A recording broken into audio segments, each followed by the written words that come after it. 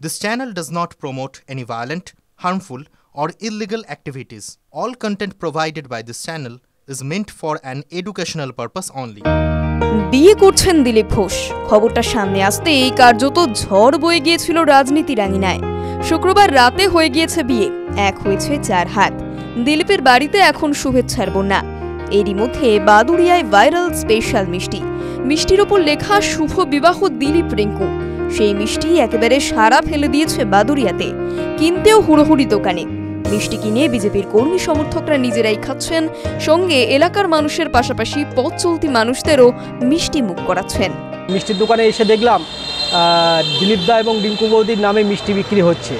সেই মিষ্টি আমরা কিনলাম, আমরা নিজেরা খেলাম এবং মানুষকে খাওয়ালাম। আমরা শুভেচ্ছা বিনিময় করলাম এবং আনন্দ উপভোগ করছি।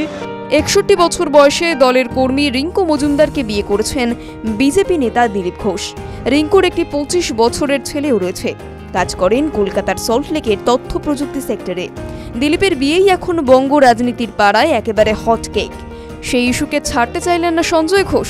তার দোকানের এই মিষ্টি সারা ফেলে দিয়েছে গোটা বাদুড়িয়াতে। দিলীপ দা রিঙ্কু বৌদির যে বিয়ে হয়েছে তার জন্য আমার মিষ্টি বানিয়েছি। প্রচুর অর্ডার হয়েছে এবং সবাই নিয়ে চলে গেছে। চাহিদা অনেক বেশি, প্রচুর লোক অর্ডার দিয়েছে, প্রচুর মিষ্টি বানিয়েছি আমরা।